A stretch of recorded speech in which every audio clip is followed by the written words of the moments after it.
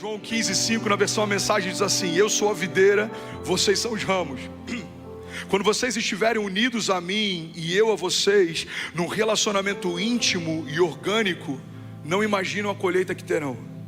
Separados, vocês não podem produzir. Qualquer um que se separa de mim é um ramo morto, que é apanhado e jogado na fogueira.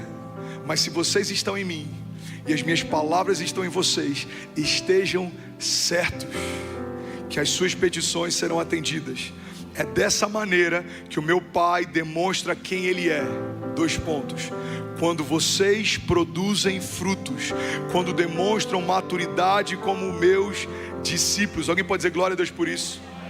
Mateus 5,14 diz: vocês são a luz do mundo, não se pode esconder uma cidade construída sobre um monte. E também ninguém acende uma candeia e a coloca debaixo de uma vasilha. Pelo contrário, coloca no lugar apropriado e assim ilumina todos que estão na casa. Assim brilha a luz de vocês diante dos homens, para que vejam as suas boas obras e glorifiquem ao Pai de vocês que está nos céus. Alguém pode dizer glória a Deus por isso? Salmos 2,8: pede-me e eu te darei as nações por herança e os confins da terra como a tua propriedade. Alguém está feliz com Jesus ainda? Diga amém. Deixa eu compartilhar algo com vocês. Acho que eu nunca falei sobre isso. Se eu falei, eu devo ter falado em um momento.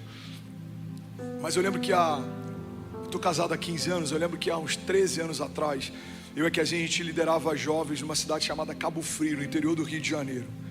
E a gente gostava de ir com jovens para um monte de oração que tinha lá.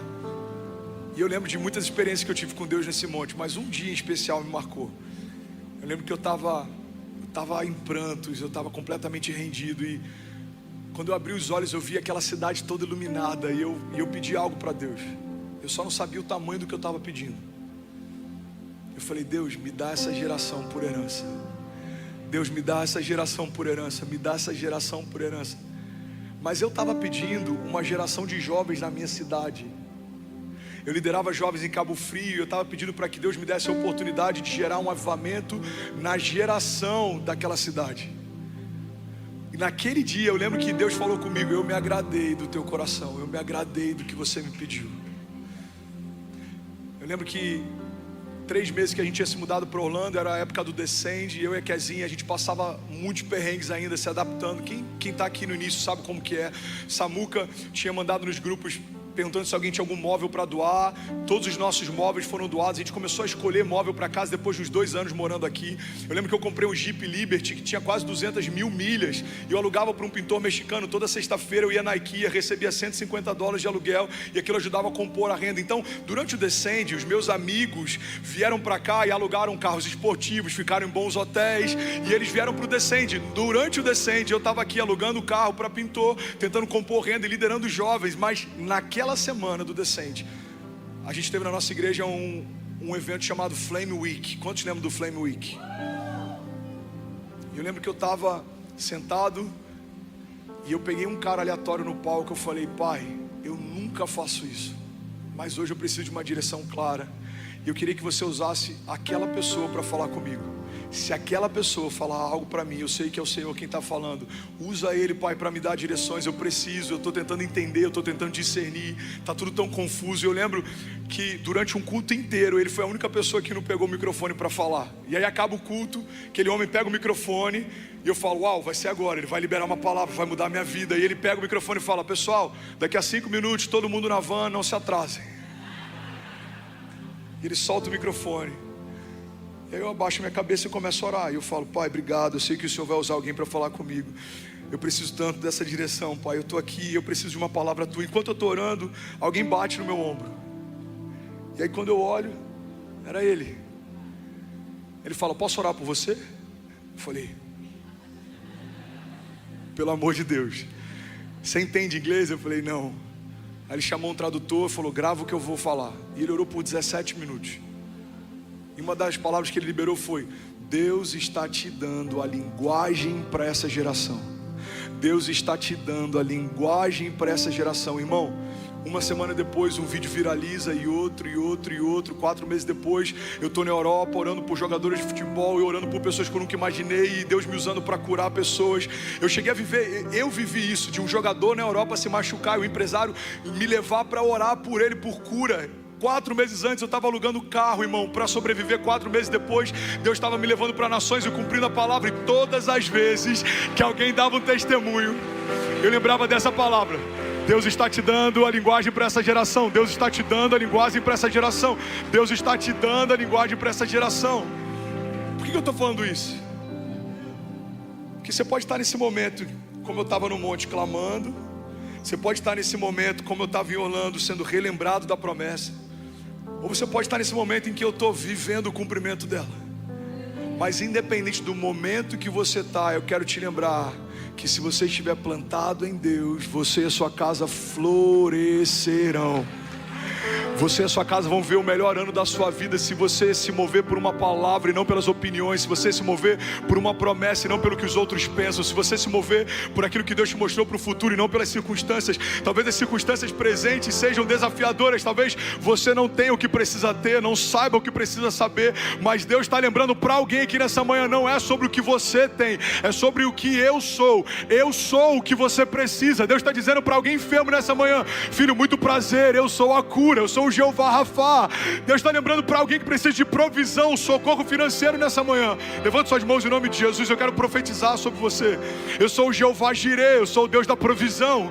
Deus está lembrando para alguém que está com medo, ansioso, preocupado. Deus está dizendo: eu sou aquele que luta as suas batalhas. Eu sou aquele que vai à frente das suas guerras. Não há nada que eu não possa fazer. Agindo Deus em nosso favor, quem impedirá o seu agir? Se Deus é por nós, quem será contra nós? Eu declaro em nome de Jesus, 2024, pelos olhos da fé, já é o melhor ano da nossa vida, em nome de Jesus. Se você concorda, diga amém.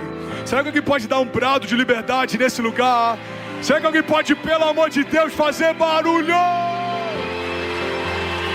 Aleluia, aleluia, aleluia. Tem alguém feliz com Jesus ainda? Diga amém. Pede-me e eu te darei as nações por herança, os confins da terra como a tua propriedade. Eu tenho 5 minutos para finalizar. Amém, vocês são lindos, vocês são incríveis. Mas eu tenho que correr, senão daqui a pouco acaba o meu tempo, a banda sobe e não vai ser legal. Sabe uma coisa interessante sobre os bonsais? Que Deus me ensinou enquanto eu pregava sobre eles. Pega isso aqui, irmão. Eu estava pregando sobre isso em Alphaville e Deus disse: filho, você sabe por que quando a árvore é pequena, o fruto é pequeno? Porque quando os galhos são frágeis, eles não suportam os frutos muito grandes. Pega isso aqui, irmão. Tem muita gente questionando a quantidade e o tamanho dos frutos, quando deveria estar se preocupando com a força dos seus galhos. Não reclame daquilo que você não tem estrutura ainda para suportar. Isso não é punição, isso é zelo. Por que a gente não frutifica enquanto não está pronto para frutificar? Porque se você coloca um fruto num tamanho normal, numa árvore que se tornou anã, o fruto vai quebrar o galho. O fruto vai romper a estrutura, o fruto vai trazer morte ao invés de vida. Irmão, por que Deus não nos dá tudo aquilo que a gente quer no momento em que a gente quer? Porque Ele está zelando por você. Não é punição, é zelo. Guarda isso aqui em nome de Jesus. Se Deus tivesse me confiado aquilo que me confiou no tempo presente, há 10 anos atrás, eu teria me perdido ou deslumbrado. Se Deus tivesse me confiando aquilo que Ele vai me confiar nos próximos 10 anos, no tempo presente, talvez eu não saberia lidar com tudo que Ele vai me confiar. Então é por isso que Deus, Ele sempre vai gerar em você uma frutificação proporcional às suas raízes e aos seus galhos. Alguém está comigo aqui? Diga amém. Sabe qual é o problema? É que os frutos podem se tornar um peso para quem não tem estrutura. Fala para quem está do seu lado: os frutos podem se tornar um peso para quem não tem estrutura. Me dá um exemplo, pastor. Já viu aquele cara que sonhava em ter uma família e hoje ele vive reclamando dos desafios que é ter uma família? Cara, não aguento mais a minha esposa. Cara, eu não aguento mais, eu chego em casa, meus filhos choram, eu não consigo dormir, meu filho chora toda noite, ele acorda de madrugada, eu tenho que trocar fralda, eu tenho que dar mamadeira. Cara, eu não aguento mais, os funcionários, toda hora é um problema, é um problema trabalhista, é um problema de algum funcionário me deixando, eu tenho que recomeçar. Eu ensinei a profissão para ele montou um próprio negócio e agora ele saiu e montou a própria empresa. Irmão, não reclame daquilo que um dia chorando você pediu para ter. Só tem problemas na empresa quem é empresário. Só tem problema com os filhos quem é pai. Alguém comigo aqui? Só tem desafios para lidar com a imigração na América quem entrou na América. Só tem problemas para gerenciar o desafio que é uma igreja quem lidera uma igreja. Você consegue imaginar? Lá em Alphaville a gente tem 15 mil pessoas por semana. Somos quase 70 funcionários só no nosso staff, no núcleo principal. Batizamos 14 mil pessoas no último batismo. Ficamos quase 3 horas na água. Agora eu posso reclamar que o batismo está demorando demais, ou eu posso me constranger e lembrar que em algum momento eu chorei pedindo para viver algo parecido com isso, mas eu nunca imaginei que eu viveria algo perto disso. Irmão, só tem um problema de ficar 3 horas nas águas batizando quem batiza mais de 1.800 pessoas numa tarde. Alguém comigo aqui? Então guarda isso. Os frutos se tornam um peso para quem não tem estrutura. Você pediu para uma família, lidere ela. Você pediu para uma empresa, governe ela. Você pediu pelo chamado, seja fiel a ele. Você pediu para vir para uma outra nação, enfrente de cabeça erguida os desafios de ser estrangeiro numa terra estranha. Você já pensou se a gente perdesse tudo que a gente reclama? Já imaginou se um dia Deus removesse da nossa história tudo que a gente reclama? Você fala, não aguento mais a minha mulher. Pum, viúvo. Cara, eu não aguento mais esse trabalho, demitido. Não aguento mais essa empresa, falido. Não aguento mais essa igreja, desigrejado. Você já imaginou? Não aguento mais esse cabelo, careca.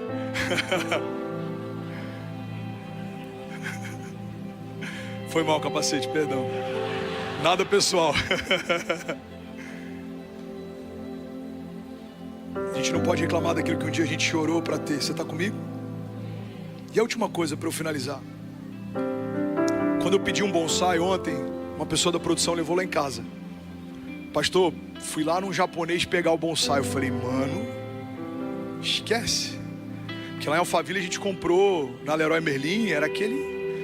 Era tão feio que eu falei, se a gente pegasse 2 galhos e enterrasse na terra, era igual. Pensa num bonsai feio. Falei, isso aqui não é um bonsai, isso aqui é um broto, gente. Pegaram um broto, botaram no vaso, escreveram bonsai. Aí vim pro Orlando, cara, tô indo num japonês pegar. Eu falei, esquece, é Orlando, irmão. Deve ser tipo do Avatar, aquela árvore da vida do Animal Kingdom. Aí chegou o bonsai. Aí eu falei, mano, ele é de plástico? Ele falou, pastor, tem problema? Eu falei, tem.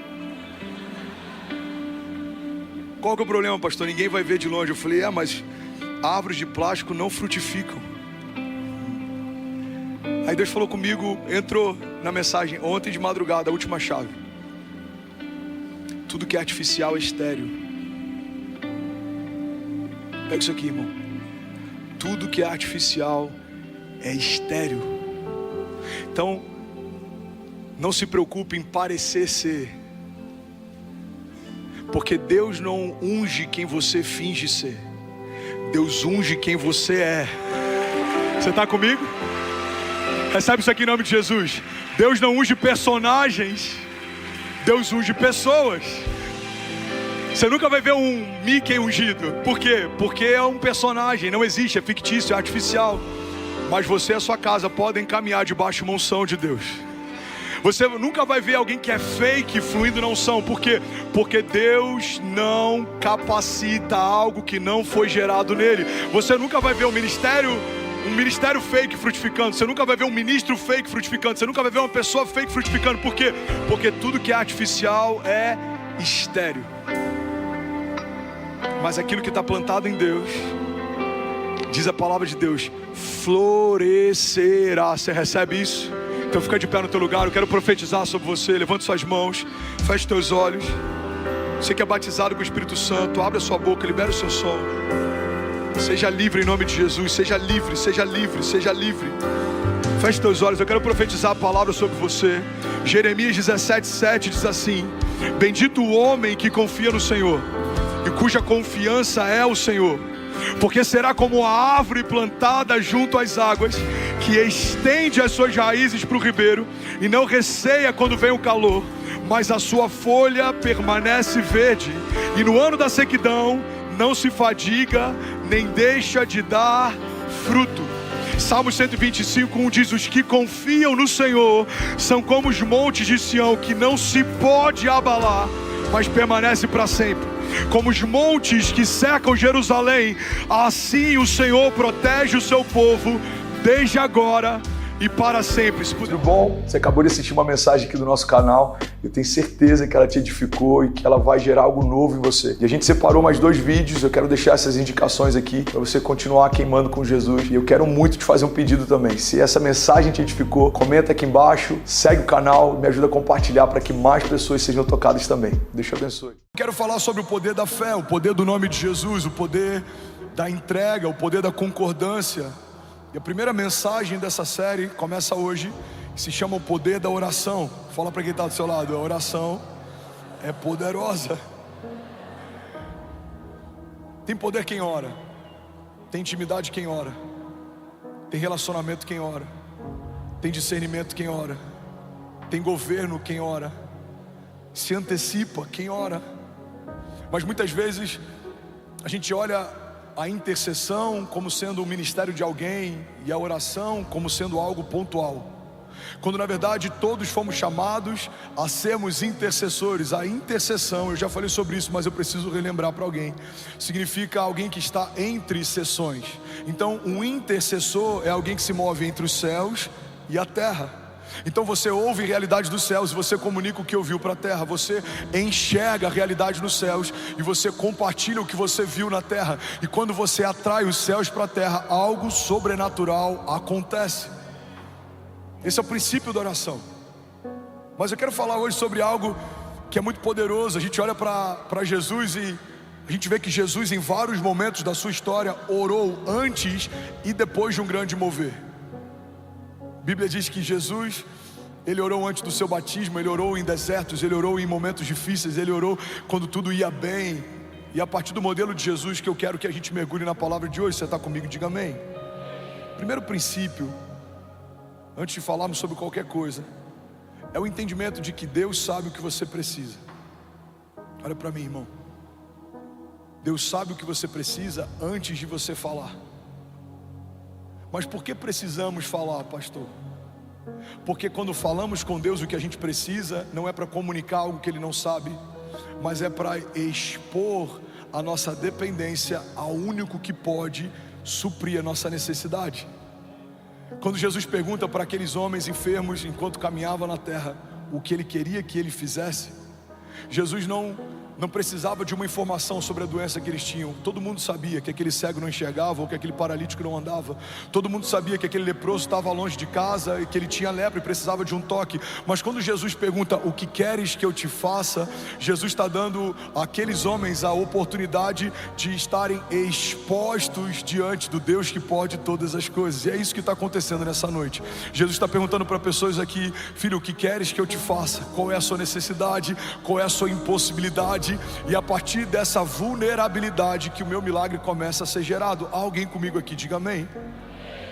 Salmos 37:18 diz assim: o Senhor cuida da vida dos íntegros e a herança deles permanecerá para sempre. Em tempos de adversidade não ficarão decepcionados, e em dias de fome desfrutarão de fartura. Será que alguém pode dizer glória a Deus por isso? Sabe, a oração é um momento da gente conectar céus e terra, é um momento da gente compartilhar nossas necessidades, é um momento da gente agradecer por tudo que viveu. Mas a oração faz muito mais do que suprir o que você pediu ou te dar o que você precisa. A oração te torna mais parecido com Jesus.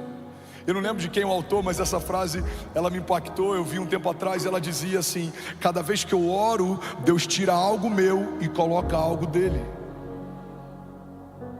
A oração faz um homem sanguíneo se tornar mais paciente. A oração faz um homem que é escasso se tornar mais generoso. A oração faz com que a gente se quebrante. É impossível você permanecer inflexível na presença do Deus Todo-Poderoso. A gente é quebrantado na presença de Jesus. A gente começa a se render na presença de Jesus. A gente começa a ser vulnerável na presença de Jesus. E todas as vezes que isso acontece, algo sobrenatural acontece em seguida. Eu lembro de um vídeo que eu vi um tempo atrás, de um campo de trigo, e aquela pessoa que plantava esse trigo estava falando que para eles é muito fácil de distinguir o trigo do joio. Aos olhos naturais, para a gente é quase impossível.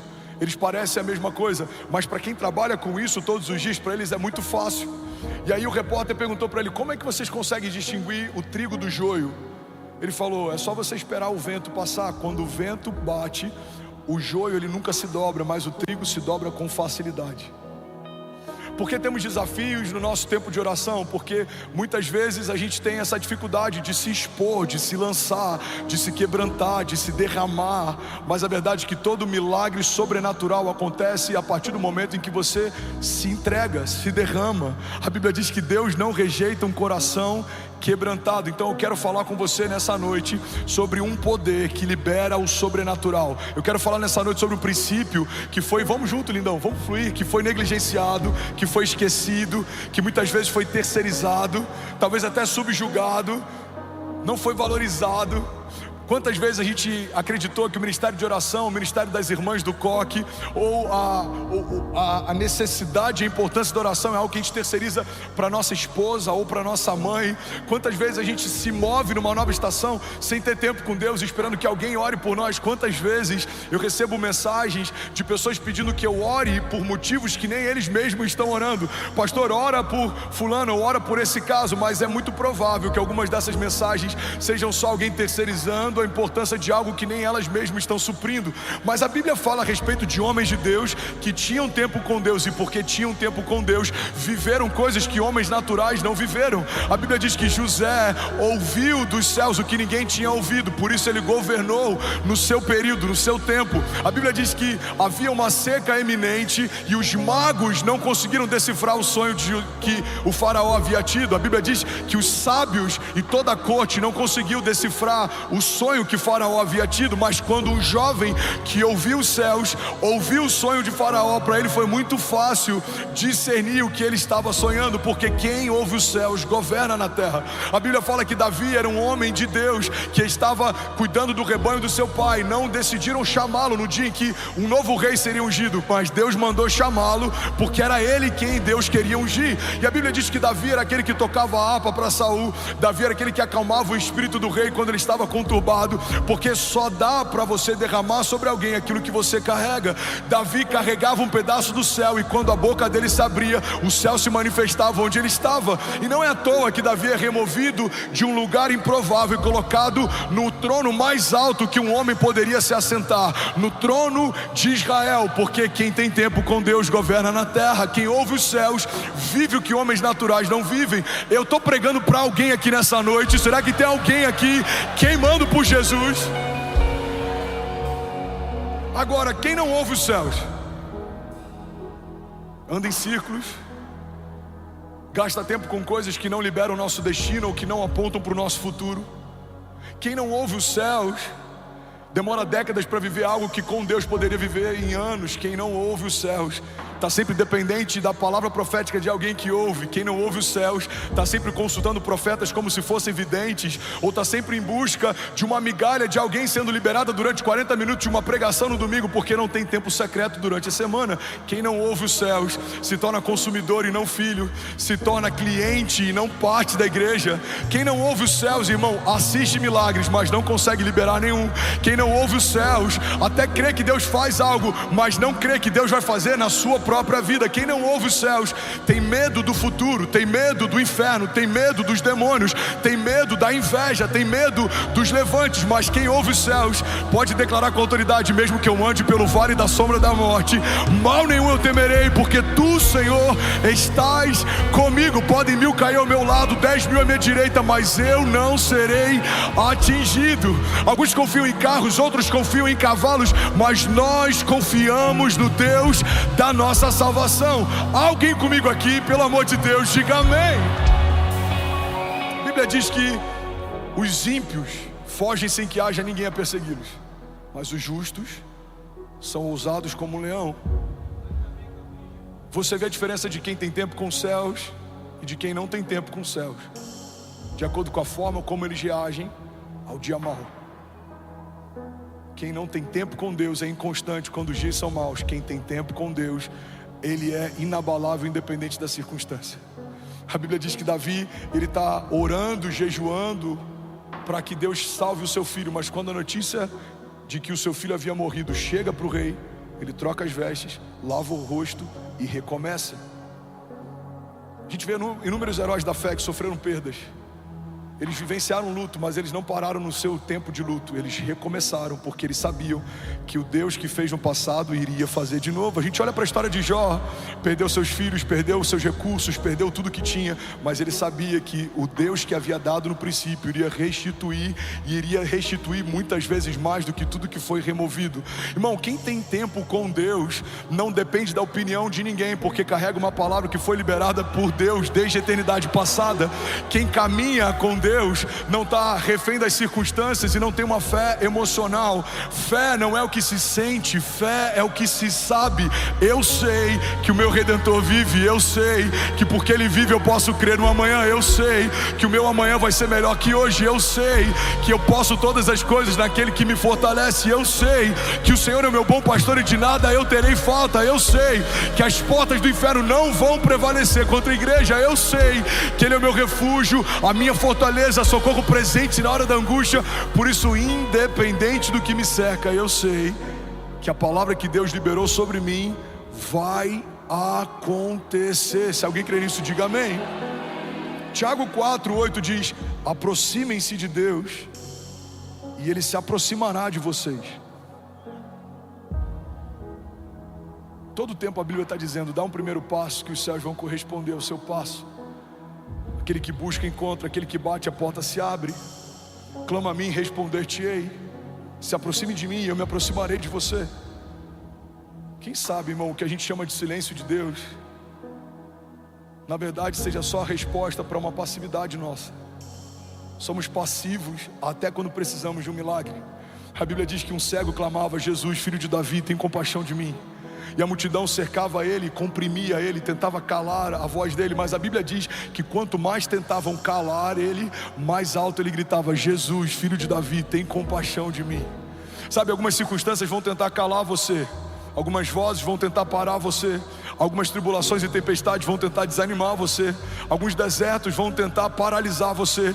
Mas quanto maior é a investida do inferno contra você, mais forte tem que ser o seu clamor para aquele que pode mudar a tua história. As circunstâncias vão tentar sufocar a tua voz. O que eu faço, pastor? Grite mais alto, clame uma vez mais, persiga o teu milagre, provoque a próxima estação, porque há poder em toda palavra liberada por aquele que carrega a própria vida de Deus dentro de si. Há poder na concordância da oração, há poder na oração dos justos, há poder na unidade da igreja, há poder no nome de Jesus. E a palavra de Deus nos diz que a partir do nome de Jesus, o que ligarmos na terra será ligado nos céus, e o que desligarmos na terra será desligado nos céus.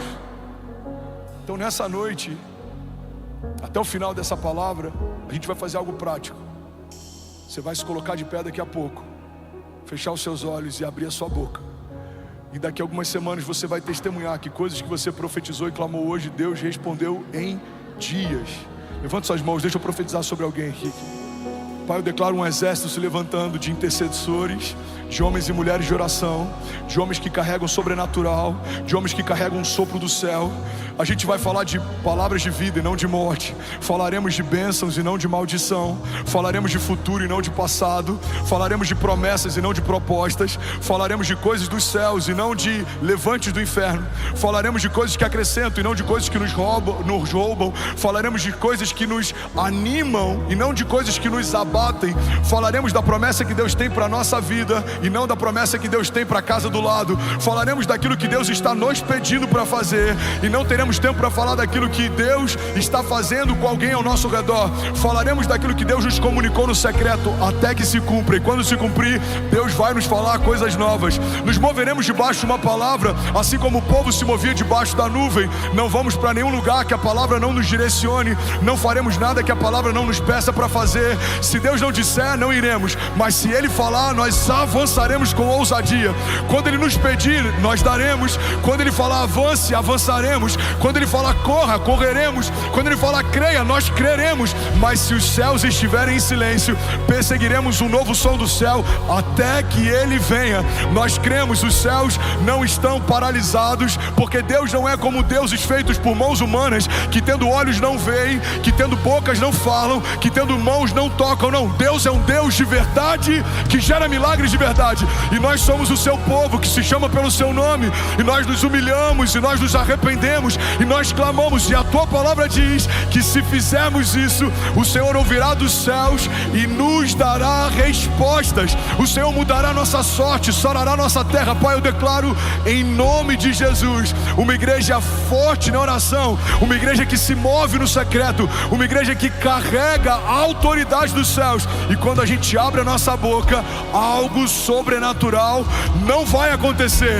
Algo sobrenatural já aconteceu. Se você crê nisso, irmão, você pode dar um brado de liberdade no seu lugar.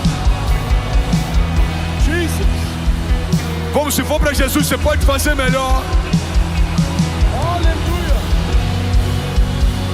Aleluia. Alguém feliz com Jesus ainda, diga amém.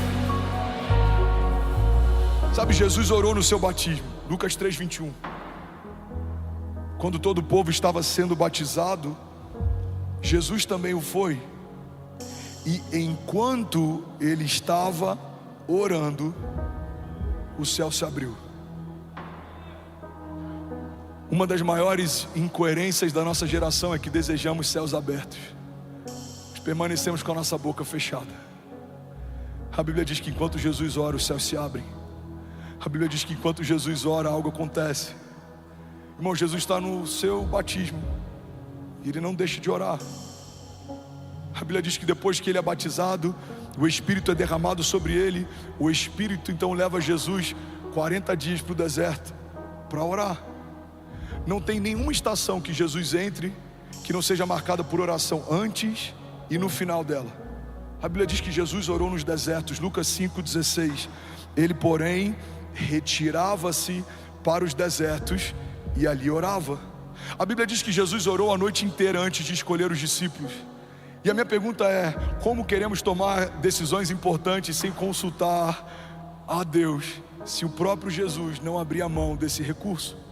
Irmão, Jesus, o Verbo encarnado, o próprio Filho de Deus, parte da Trindade, estava desde o princípio. João diz que no princípio Ele era o Verbo estava com Deus, o Verbo era Deus. Todas as coisas foram feitas por meio dele, sem Ele nada do que foi feito se fez.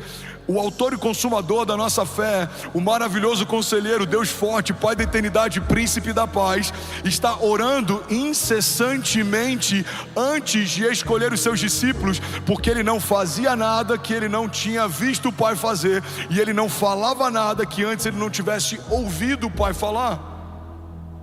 Mas quantas vezes a gente assina contratos ou entra em sociedades, a gente toma decisões ou acessa portas sem que Deus tenha nos dado respostas. A pergunta que a gente precisa fazer nessa noite é: se o próprio Jesus não se movia sem antes ter uma palavra de Deus, como a gente ousa se mover sem que Ele fale?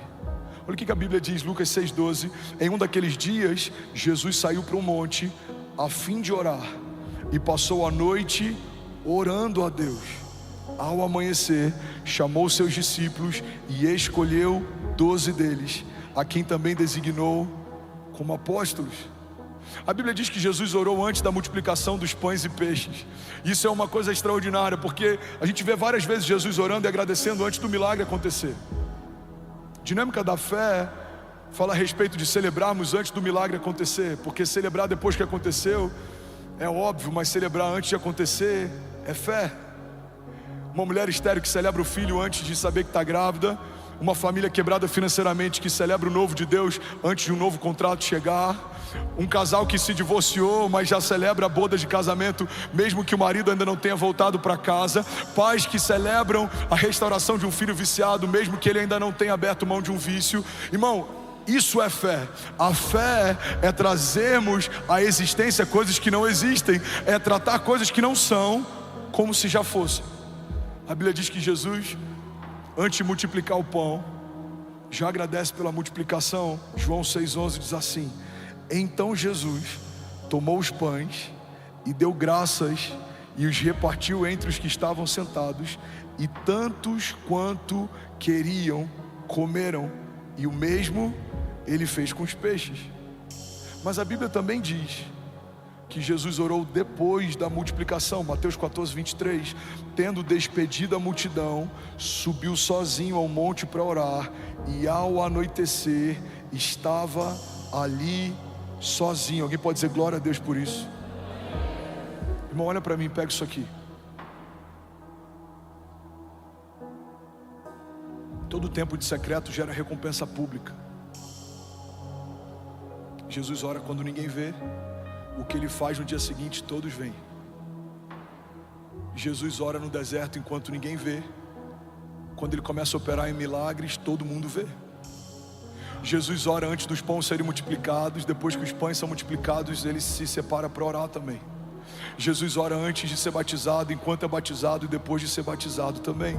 Jesus ora antes de escolher os discípulos, e quando ele está quase entregando o seu espírito nos seus minutos finais de vida também. O que vemos na vida de Jesus, muitas vezes, é uma vida de poder sobrenatural, mas o que não percebemos na vida de Jesus é que esse poder sobrenatural não é causa, é consequência. É uma vida de oração, gera poder sobrenatural que opera milagres. A igreja anseia por viver milagres, sinais e maravilhas, mas para isso precisamos ter uma vida firmada em oração. Paulo diz que a oração no Espírito, ela é infrutífera para a nossa mente, ou seja, ela não gera nenhum entendimento racional, mas ela edifica o nosso espírito. É como se o Espírito de Deus testificasse ao nosso espírito a respeito das coisas de Deus. Em outro momento a Bíblia diz que essa oração são como gemidos inexprimíveis. Tem coisas que você nem sabe que precisa, mas o seu espírito sabe. Tem coisas que você nem sabe que estão preparadas para você, mas o Espírito de Deus sabe. E quanto mais você tem tempo com Deus, mais sensível você vai ficando a respeito das coisas de Deus. Sabe uma das características que a oração desenvolve na gente? Algo que a gente chama de impressão no Espírito. Você entra no lugar e você sabe, esse lugar não está legal. Você entra numa casa, você já sabe, o ambiente aqui não está legal. Você vai para uma reunião de negócios, você olha nos olhos de quem você teoricamente vai se tornar sócio, você sabe, cara, o olhar dele não está legal. Você entra num culto, você discerne, o ambiente não está legal. Por que você tem esse discernimento? Porque o seu espírito ouve do Espírito de Deus a respeito das coisas de Deus. É um desperdício, irmão, se tornar filho de Deus, mas não acessar os recursos do reino do seu Pai. Ele vai te dizer o que é para fazer, quando é para fazer. Ele vai te dar a palavra de sabedoria na hora certa. Ele vai te dar discernimento de motivações, de atmosferas, de ambiente. A Bíblia diz que o sábio a todos discerne, mas por ninguém é discernido.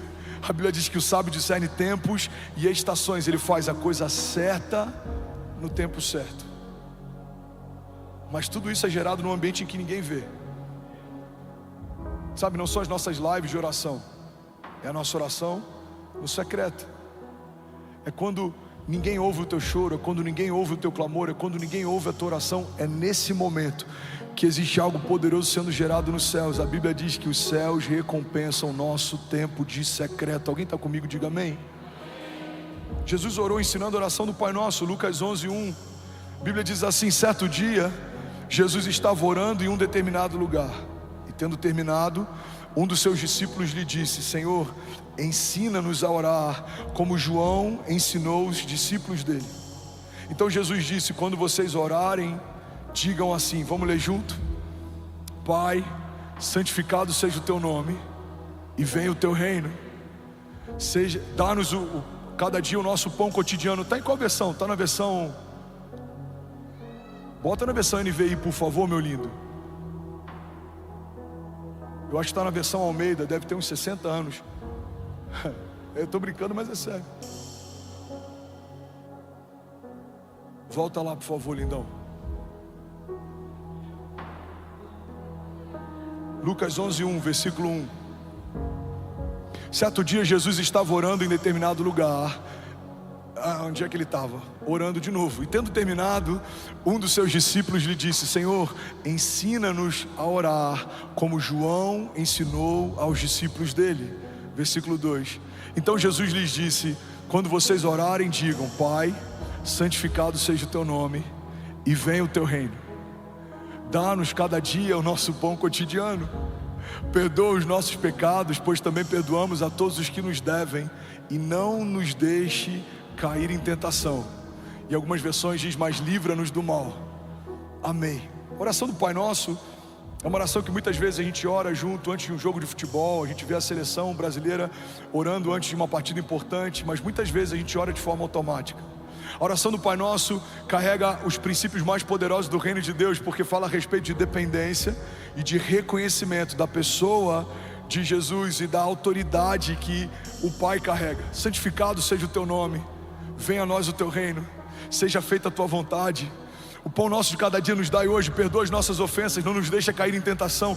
A oração do Pai Nosso coloca a criação no seu devido lugar e coloca o Deus Criador no seu devido lugar também. Quando você ora segundo esses princípios, você reconhece que se não for o Senhor, você não pode nada.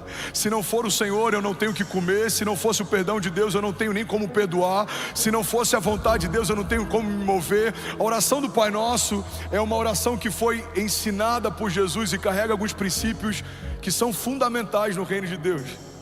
A gente vê Jesus ensinando a oração do Pai Nosso, mas a gente também vê Jesus orando na ceia. Mateus 26 diz assim: quando comiam, Jesus tomou pão e abençoando, o partiu e o deu aos seus discípulos e disse: tomai e comei, isso é o meu corpo. E tomando o cálice, dando graças, deu então para eles dizendo: bebei dele todos vocês. Jesus, ele ora em todos os momentos, e inclusive ele ora na cruz e no Getsemane. Mateus 26:36 é um dos momentos mais pontuais dos evangelhos. Alguém está comigo aqui ainda? Diga amém. Versículo 36 diz assim: então chegou Jesus com eles a um lugar chamado Getsemane e disse a seus discípulos: assentai-vos aqui enquanto eu vou orar. Versículo 39, indo um pouco mais adiante, prostrou-se sobre o seu rosto, orando e dizendo: meu Pai, se é possível, passe de mim esse cálice, mas todavia não seja como eu quero, mas como tu queres. Versículo 42, indo então uma segunda vez, Jesus orou dizendo: Pai meu, se esse cálice não pode passar de mim sem eu beber, que seja feita a sua vontade. Versículo 44, e deixando-os de novo, foi orar pela terceira vez, dizendo as mesmas palavras. Uma oração de Jesus no Getsemane é um dos momentos mais angustiantes dos evangelhos, porque é um momento em que a gente vê Jesus tão vulnerável a ponto de transpirar sangue. Jesus está angustiado, ele sente uma angústia mortal. Jesus sabe que pela primeira vez ele vai ser desconectado da Trindade. Jesus sabe que vai deixar de ser justiça de Deus e vai se tornar pecado. Pela primeira vez, o Filho não vai ser mais um com o Pai e com o Espírito Santo. A Bíblia diz que aquele que não cometeu pecado se fez pecado por nós, para que nós fôssemos feitos justiça de Deus. Mas no momento de angústia, o que Jesus faz não é correr ou fugir, o que Jesus faz é orar.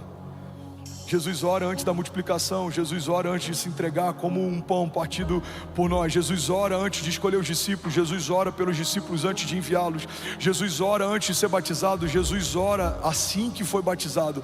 Igreja de Jesus, olha para mim, guarda isso com todo carinho. Precisamos orar em tempo e fora de tempo, se quisermos viver a plenitude do que Deus nos prometeu.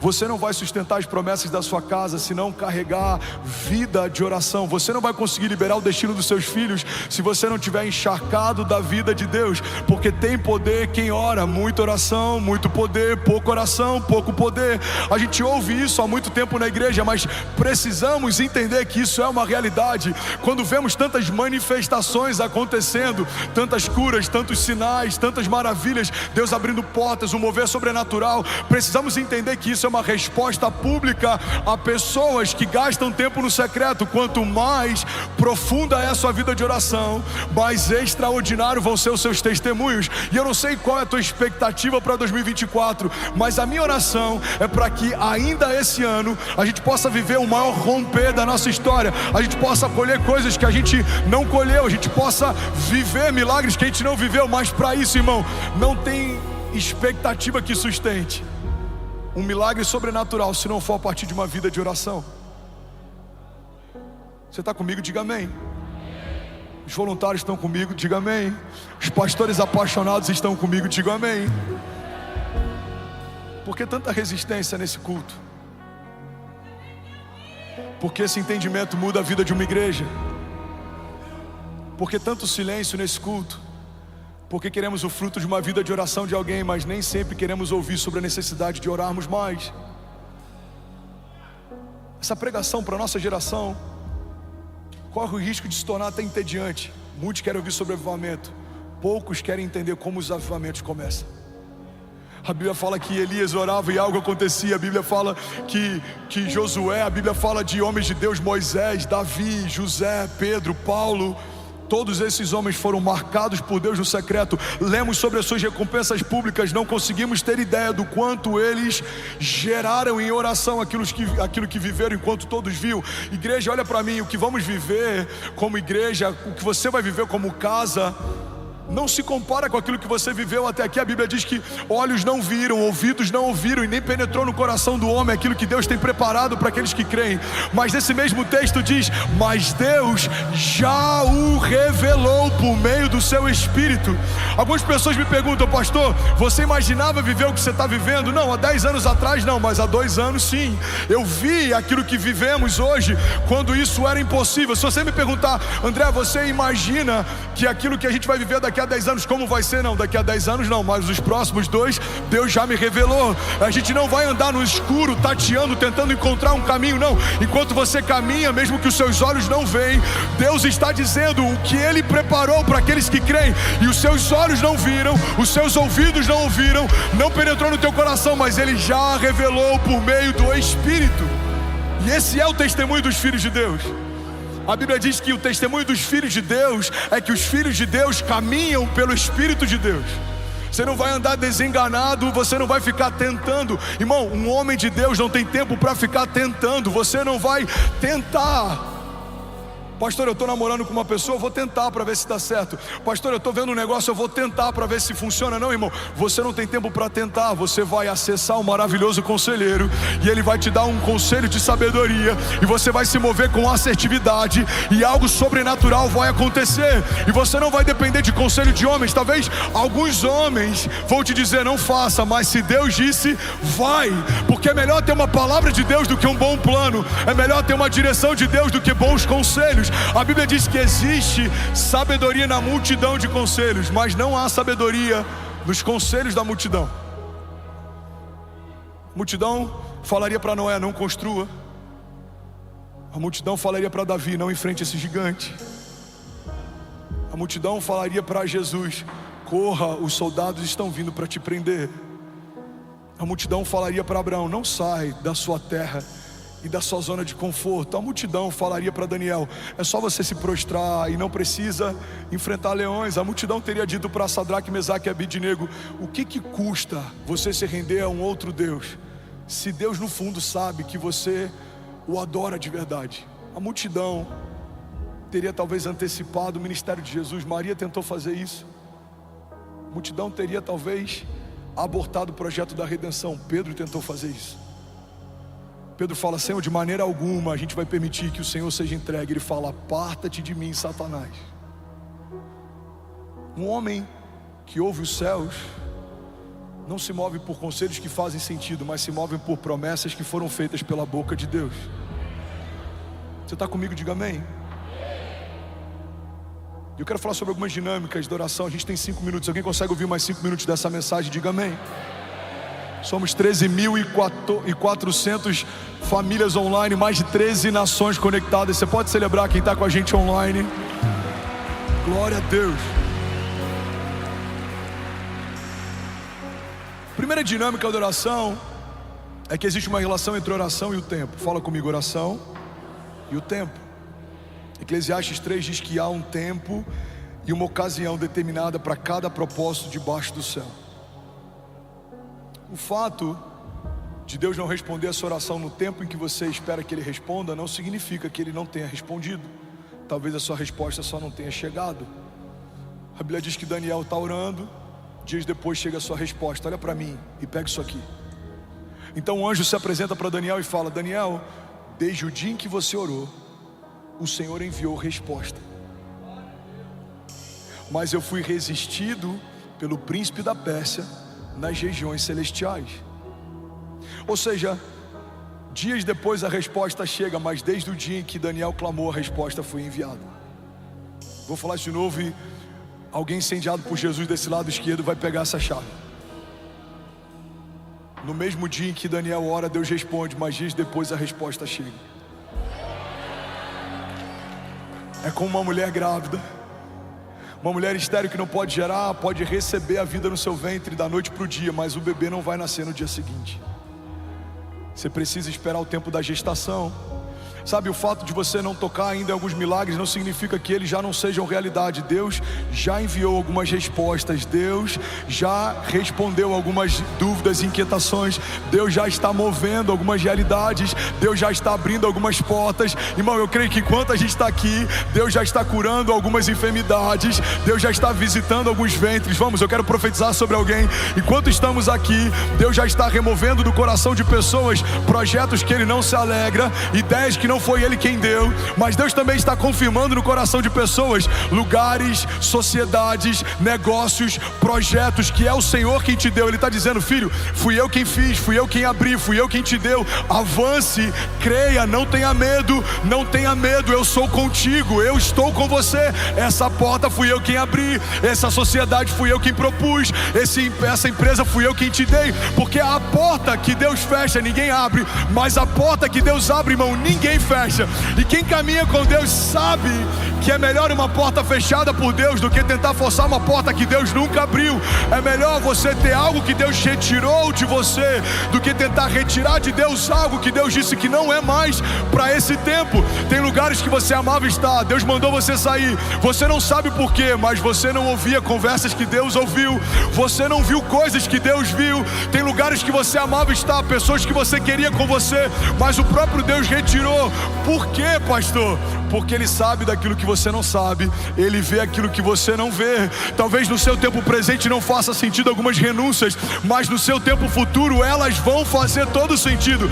Tem estações, irmão, que Deus nos pede coisas que parece que agora tudo está desmoronando. Deus remove bases de segurança, Deus remove pessoas, conexões, alianças, mas a verdade é que quem caminha com Deus, mesmo em momentos que parece que tudo está desmoronando, na verdade no seu destino profético está tudo se encaixando. José foi vendido, mas a venda dos seus irmãos deixou ele mais perto do seu destino profético. Irmão, Davi foi esquecido, mas quando o profeta manda chamar, naquele dia a unção liberou seu destino profético. A gente vê muitos homens de Deus que por algum momento eles foram empurrados por uma tribulação ou tempestade, mas aquela tempestade foi o passaporte para o cumprimento de um destino profético. O que seria de José se não fosse a venda dos seus irmãos? O que seria Davi se não fosse a perseguição de Saul? O que seria Moisés se não fosse o genocídio de uma geração? Será que os braços da filha de Faraó teriam recebido Moisés se aquele menino não precisasse fugir da morte lançado num cesto? Será que José falaria para o copeiro e para o padeiro a respeito de revelação de sonhos se não estivesse no mesmo cativeiro em que eles estavam? Será que Daniel teria visto o que viu naquela cova enquanto leões jejuaram na presença dele, se ele não tivesse permanecido fiel e inabalável diante da perseguição? Será que eu e você estaríamos de pé se Jesus tivesse afastado o cálice e não tivesse obedecido à vontade do Pai? Será que a minha casa e a sua seriam salvas se o Filho de Deus preferisse fazer a vontade dele do que obedecer à vontade do Pai? Será que se Jesus não tivesse uma vida de oração, sendo 100% homem, apesar de ser 100% Deus, será que se ele não tivesse consultado ao Pai como consultou no Getsemane, a nossa história não teria sido diferente? Glória a Deus por Judas, e pela sua traição liberou o destino profético de toda a humanidade. Glória a Deus pela venda dos irmãos de José e pela forma como eles passaram a resisti-lo, empurraram José para o seu governo. Glória a Deus pelo cesto que carregava Moisés no rio. A mulher que iria pegá-lo minutos depois liberaria sobre ele realeza. Glória a Deus pelas minhas tribulações e faltas, porque a doença de 2017 me deu autoridade para ministrar sobre enfermos. Glória a Deus pelos desafios que a gente passou quando não tinha direito o que comer, porque isso me deu liberdade para tirar famílias da rua e liberar sobre elas um destino profético. Glória a Deus pelas perseguições ministeriais e homens fortes que tentaram apagar o meu nome, porque eu permaneci fiel e o próprio Deus soprou o meu nome em lugares em que alguns desses homens não têm mais acesso, não podem entrar. Glória a Deus, irmão, pelas lutas e tribulações que, como Paulo diz, são leves e momentâneas, mas elas estão gerando em nós uma glória eterna que pesa mais do que todas elas. Glória a Deus pelos testes, porque são eles quem nos promovem. Glória a Deus pelas faltas, porque são elas que fazem a gente reconhecer o que de fato importa. Quando todas as nossas bases são removidas, a gente se lembra que tudo que a gente precisa a gente já tem. Jesus, o autor e consumador da nossa fé, Ele é poderoso para restituir o que foi roubado. Ele é poderoso para te dar o que tentaram tirar de você. Mas para isso você precisa, irmão, ouvir os céus. Talvez ao seu redor as palavras são palavras de desânimo, de cansaço, de morte, mas as palavras que Deus tem para você são palavras de vida e de eternidade.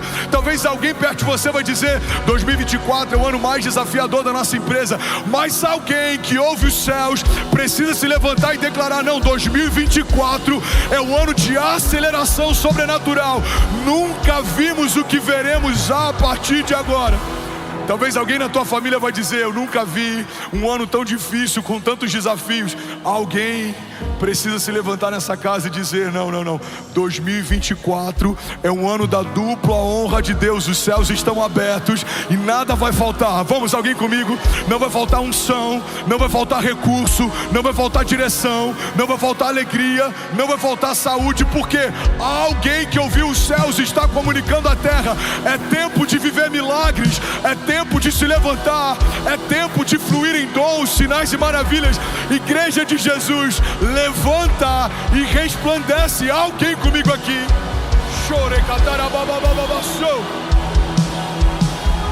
Aleluia, aleluia. Vamos, se for para Jesus, você pode fazer melhor.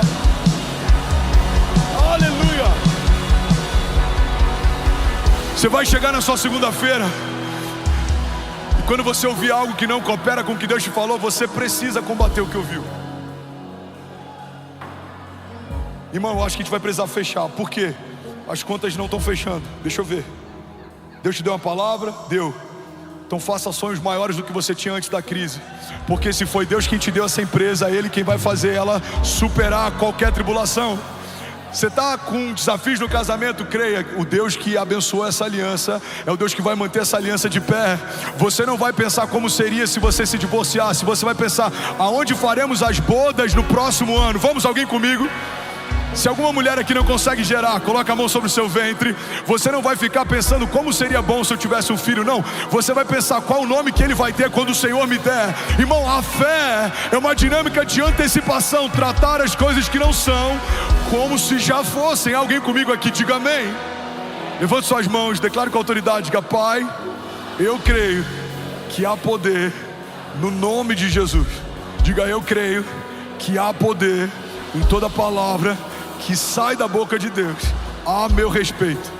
Diga: e a despeito do que o inferno está dizendo, eu carrego uma palavra de Deus. Diga: o Senhor não é homem para que minta, nem filho do homem para que se arrependa.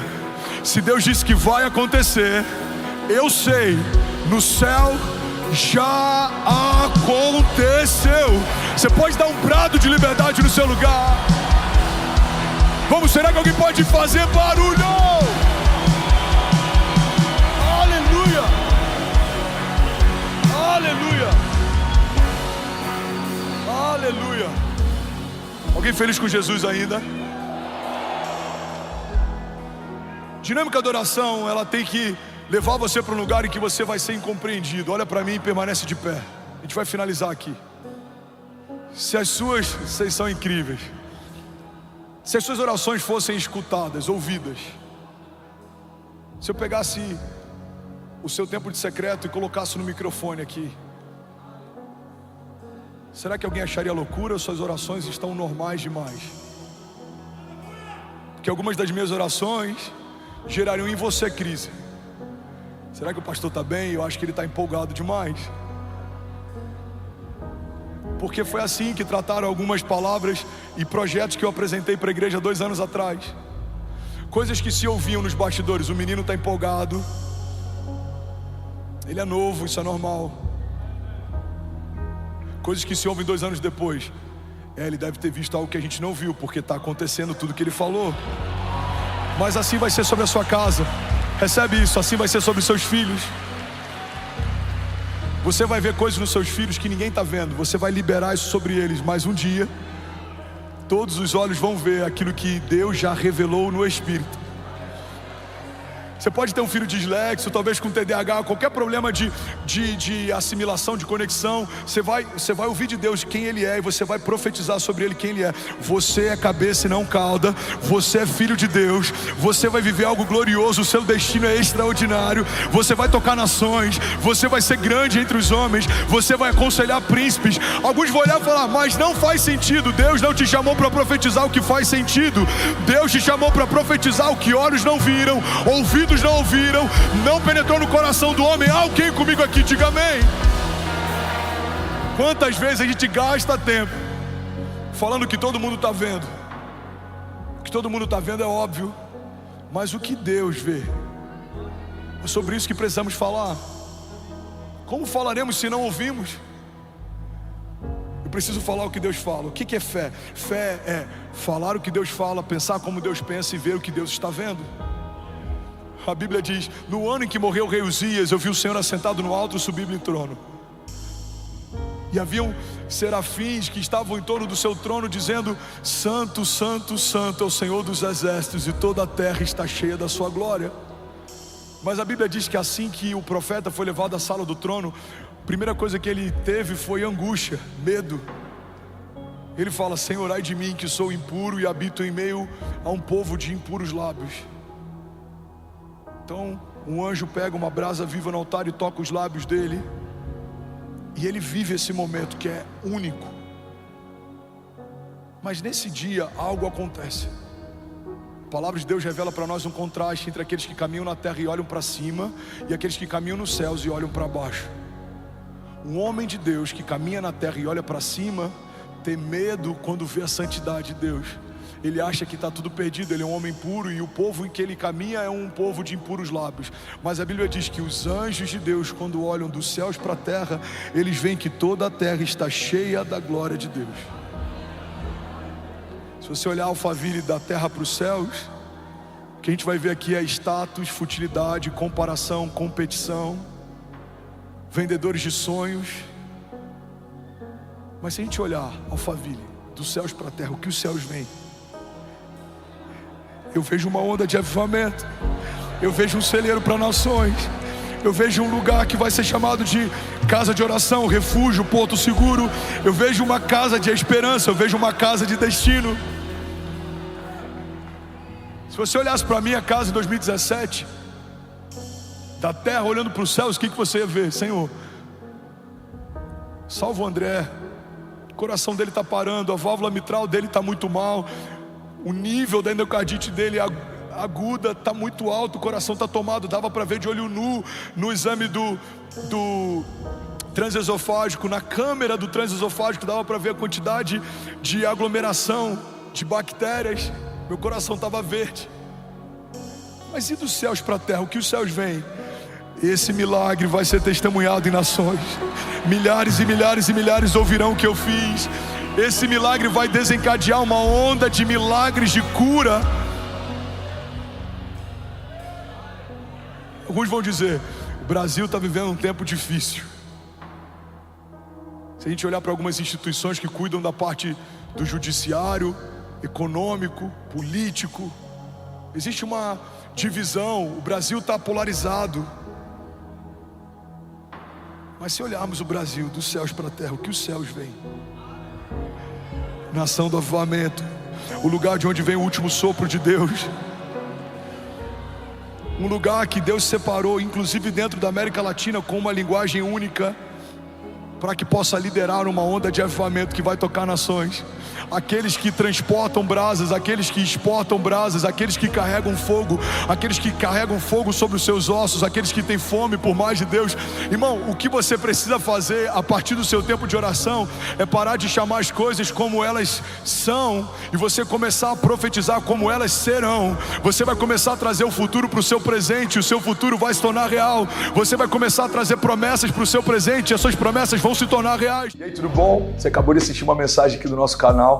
Eu tenho certeza que ela te edificou e que ela vai gerar algo novo em você. E a gente separou mais 2 vídeos, eu quero deixar essas indicações aqui para você continuar queimando com Jesus. E eu quero muito te fazer um pedido também. Se essa mensagem te edificou, comenta aqui embaixo, segue o canal, me ajuda a compartilhar para que mais pessoas sejam tocadas também. Deus te abençoe. Sabe, a palavra de hoje é hora de reconstruir. E a gente precisa entender. Eu queria pedir a galera da produção, por favor, ficar out aqui. Eu preciso da sua máxima atenção. Ninguém se distraia, vamos junto até o final. É tempo de reconstruir. E a gente precisa entender que existem momentos, tempo para todas as coisas. Tempo de começar, tempo de reavaliar o que foi feito, tempo de reconstruir a partir das ruínas do que se perdeu. Há tempo de olhar para trás e reavaliar. Deus, eu entrei em portas que não foi o Senhor que abriu, eu não quero errar de novo. Tem algo que o pastor Márcio fala, que a grande verdade é que a gente precisa se preocupar não tanto só em acertar, mas em errar menos. E eu acho que a gente está diante de um cenário em que a gente tem essa oportunidade, a gente dizer: Jesus, eu quero errar menos, eu não quero entrar em portas que o Senhor não tem para mim, eu não quero viver palavras que o Senhor não tem para mim, eu não quero fazer alianças que o Senhor não tem para mim, eu quero reconstruir do jeito certo. Você está comigo? Então é hora de reconstruir. Sabe, eu quero falar um pouco hoje da história de Noé. E me chama a atenção inúmeras coisas na história de Noé. A primeira coisa que me chama a atenção na história de Noé é que Deus pede para ele construir algo que iria abrigar ele da chuva. A loucura é que a gente não tem registro se de fato já havia chuva até aquele momento. Quando o jardim foi criado, a Bíblia diz que vinha uma névoa que surgia do solo e irrigava toda a criação. Você sabia disso? Esse sistema de irrigação que a gente usa hoje, super moderno, foi criado por Deus lá no jardim, quando nada existia. Então a chuva, não existia esse ciclo de águas que vinha a água do céu para regar a terra, mas a água vinha da própria terra e irrigava toda ela. Então a gente não tem registros históricos a respeito disso. E existe uma linha teológica que acredita que até aquele momento não havia chovido.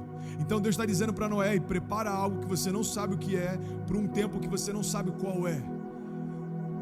Prepara algo que você não sabe o que é, para um tempo que você não sabe qual é. Ei, guarda isso no teu coração. Toda direção profética e toda visão de futuro que Deus te dá fala de um tempo que ainda não existe. É por isso que o profético sempre remete à antecipação. É Deus mostrando para você antes de todo mundo aquilo que Ele quer que você enxergue, mesmo se ninguém estiver enxergando. É por isso que uma visão, às vezes ela é compartilhada, mas nem todo mundo consegue acreditar na visão que você carrega. Por quê? Porque Deus falou com você, não falou com outro. Não se frustra se nem todo mundo acredita na visão que você carrega. Nem todo mundo estava lá quando Deus te deu ela. Então guarda isso. Então esse é o primeiro ponto que me chama a atenção em relação a Noé. Deus chama Noé para construir algo que ele não conhece, para um tempo que ele não sabe qual vai ser. Mas sabe qual é a grande verdade? É que Noé se moveu por uma direção e não por uma sensação. Tem muita gente frustrada porque se move pelo que sente e não pelo que Deus fala. Deus está falando: ei, você quer reconstruir? Então esquece aquilo que você está sentindo. Os seus sentimentos, eles vão sabotar você. As suas emoções podem sabotar você. A Bíblia diz que o coração do homem é enganoso. Então Deus está falando aí, não se move pelo que sente, não se move pelo que acha, não se move pelo que dizem, não se move nem pelo que você vê, se move pelo que eu vou mostrar para você. Você está comigo? Então a primeira coisa que me chama a atenção, o que Deus orientou Noé para fazer não tinha lógica. Essa é a primeira chave que eu quero compartilhar com você. Não havia lógica. E essa é a grande chave para o milagre. As maiores experiências de fé, elas sempre vão negar a lógica. As maiores experiências de fé, elas sempre vão refutar a lógica, subjugar a lógica. Por quê? Porque fé significa crer no que Deus falou. Fé significa, não me importa se a física diz que é impossível andar sobre as águas, Jesus está andando sobre as águas, então eu vou andar também. Não importa se a física diz que o mar não tem como se abrir e ele manter em paralelo como se fossem muralhas feitas de água até que o povo passe por uma porção seca, não importa. Se Deus disse, toca o cajado, eu vou tocar o cajado e vai acontecer. Cara, Jesus chega num ponto em que ele fala, Pedro, a gente precisa pagar os impostos. E acredita-se que os impostos foram pagos por Jesus e Pedro porque os outros discípulos eram tão jovens a ponto de não precisar pagar impostos ainda. Jesus chama alguns que eram jovens, outros adolescentes, provavelmente. Então, quando eles precisam pagar o imposto, ele fala, ei Pedro, cara, isso é muito poderoso, vamos junto, cara, tem algo de Deus fresco para ser derramado aqui hoje. Ele diz, ei Pedro, faz o que você sabe, vai próximo do mar e traz um peixe, e quando você pescar esse peixe, dentro da boca dele vai ter uma moeda de ouro, suficiente para pagar os impostos. Dê a César o que é de César e dê a Deus o que é de Deus. Sabe o que é interessante? Deus sempre vai usar talentos naturais para atrair o sobrenatural. Pedro, o que você sabe fazer? Pescar. Então pesca. Porque naquilo que você pode, se manifesta aquilo que só eu posso fazer. Pedro poderia pescar por 30 anos, aquilo não aconteceria sem que antes houvesse uma palavra de Jesus. Então ele está dizendo, você vai fazer o que você sempre fez, mas você vai viver o que você nunca viveu. Cara, isso é muito poderoso. Você vai fazer o que você sempre fez, mas você vai viver o que você nunca viveu. Se Pedro fosse agricultor, certamente Jesus diria, Pedro, onde é que tem uma plantação aqui perto? Ah, Senhor, tem a tantas milhas de onde a gente está. Então vai lá e vai na árvore X e colhe algo dela. E ele abriria um fruto e teria uma moeda de ouro lá. Se Pedro fosse, sei lá, cara, o que Pedro poderia ser naquela época? Se Pedro fosse um carpinteiro, ele ia falar, ei Pedro, pega qualquer trabalho feito de madeira e parte no meio. E dentro dele vai ter aquilo que a gente precisa, porque Jesus ele usa na linguagem que você entende, para você entender que, cara, eu sei como isso funciona, eu sei que isso aqui não é normal. Então Deus está dizendo aí, os homens funcionam, mas eu não funciono. Um Deus que gera milagres não tem a ver com funcionamento. Funcionamento é mecânico, mas o fluir é orgânico. Deus está falando aí, isso é quem eu sou, isso é quem eu sou. Milagres, isso é quem eu sou. Cura, isso é quem eu sou. Provisão, isso é quem eu sou. Eu não posso negar a mim mesmo, eu não posso negar a minha natureza. Isso é quem eu sou, ei. E sabe qual é a boa notícia? Quando confiamos no grande eu sou, a gente experimenta quem ele é. Então, quando Jesus diz, olha, eu sou o que sou, ele está dizendo, isso é quem eu sou. A minha natureza traz cura, provisão, libertação, liberdade, renovo. É tempo de reconstruir. Então é interessante, Deus sempre vai usar o natural para mover o sobrenatural, e para que isso aconteça ele sempre vai ferir a lógica. Não tem sentido um peixe que carrega dentro do ventre uma moeda de ouro, é porque a moeda não estava lá. Quando a palavra de Deus liberou, a moeda surgiu. Não haviam milhões de peixes, e ele falou, olha, quando você chegar lá, eu estou atraindo esse peixe para vir até... Não. A barriga daquele peixe estava vazia, a palavra de Deus preencheu com milagre. Assim como foi com Maria, o ventre virgem, Deus preencheu com Jesus.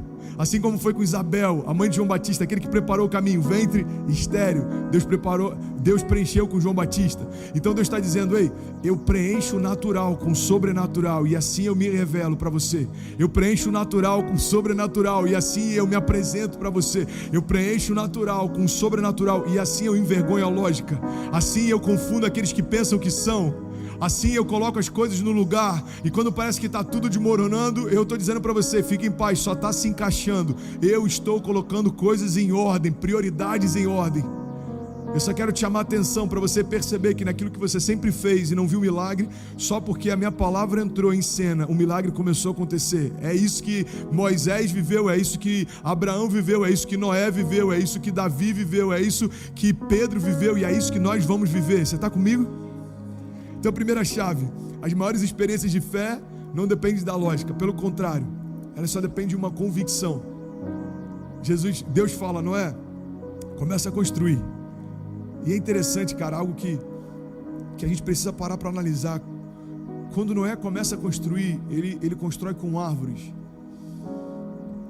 O barco que trouxe salvação sobre a casa dele. Deus sempre vai pedir para que a gente faça com aquilo que está disponível. Deus fala, ei, com o pouco que você tem, eu vou fazer tudo o que você precisa. Para aquela mulher que fala para o profeta, eu só tenho um pouco de farinha e azeite. Aí o profeta fala, então vai, faz um bolo para mim, me dá a primeira parte. Mas é tudo que eu tenho, eu e meu filho vamos morrer se a gente não comer. Ei, dá a primeira parte. Ele está dizendo, me dá a oportunidade de gerar o que você precisa, porque toda entrega é uma oportunidade de Deus falar, me dá o pouco que você tem e deixa eu suprir tudo que você precisa. A gente vê isso em vários momentos. A gente vê quando Abraão, ele precisa entregar o que ele tinha de mais precioso. O que acontece naquele monte não tem a ver com o filho que ele conseguiu gerar. Esse não foi o maior milagre, mas foi quando ele disse, Deus, eu estou pronto para entregar aquilo que eu sempre quis. Então, quando a gente chega para Deus e fala, isso é o pouco que eu tenho, Deus gera tudo que eu preciso. Você quer outro exemplo? Moisés. Uma geração inteira sendo assassinada. Todos os amiguinhos dele, todos que nasceram na mesma época, foram assassinados. Um homem fala, olha, mata todas as crianças para que não haja a possibilidade do libertador que Deus prometeu se levantar no meio delas. E aí o que acontece? A mãe de Moisés, cara, isso é muito poderoso. A mãe de Moisés pega ele e coloca num cesto. E até hoje se chama Moisés, por isso. Coloca num cesto, lança sobre as águas. Cara, isso é muito poderoso, acompanha isso. A mãe de Moisés pega uma criança imatura, ainda em formação, não falava, não andava, não sabia nada, não tinha conhecimento das promessas, não tinha conhecimento da palavra, ou seja, ela entrega dizendo, Deus, esse é o pouco que eu tenho, eu coloco nas tuas mãos. Sabe o que acontece?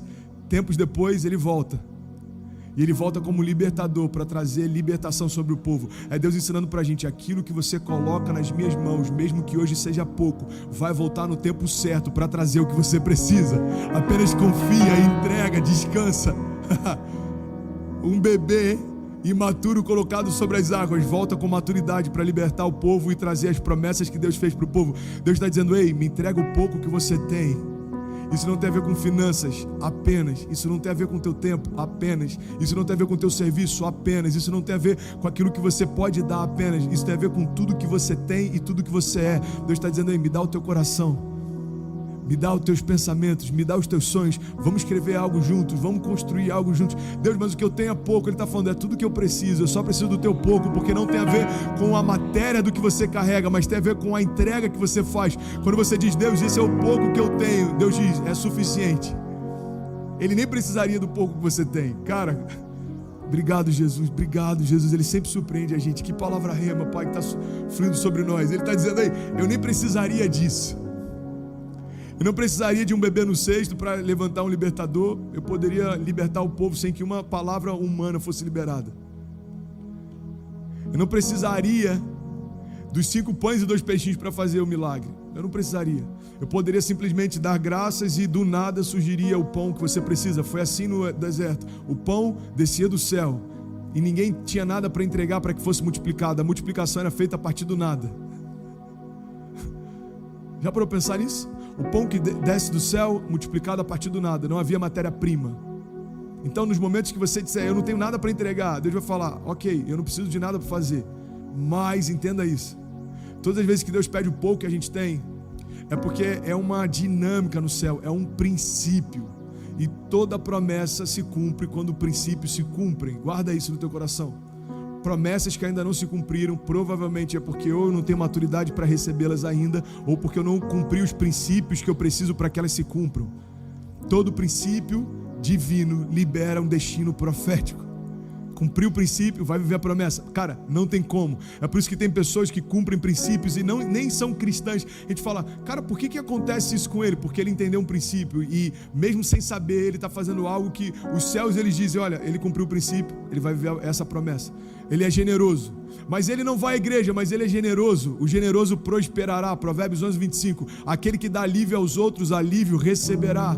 Existem muitos homens que nunca tiveram encontro com Jesus e são muito mais generosos do que muitas pessoas que falam em nome dele.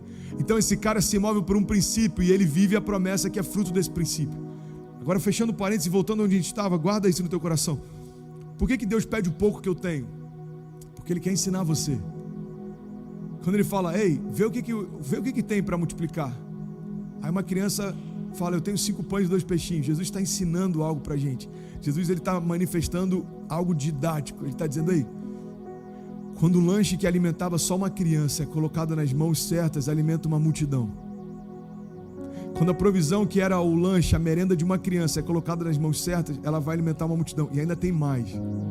Os discípulos estão dizendo, a gente não tem dinheiro para comprar o que seria preciso para toda essa multidão.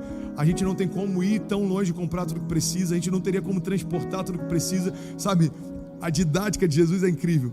Ele pega o pouco e transforma em muito. Ele pega o pouco de alguém que ninguém esperava nada e alimenta toda a multidão a partir disso. Aquela criança era uma improvável diante de todo mundo que estava ali. E ele ensina algo para os discípulos, e eu creio que ele quer ensinar algo para a gente também.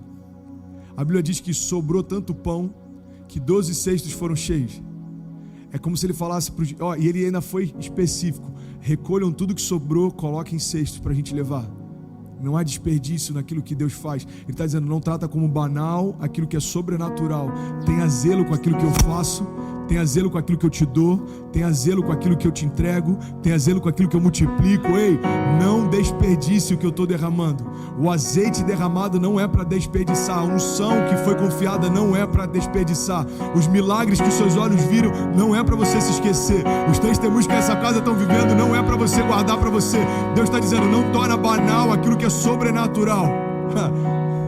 E sabe outra didática? Ele está dizendo para os discípulos, cada um vai levar um cesto. Cara, isso é muito louco. Por que eles vão levar o cesto?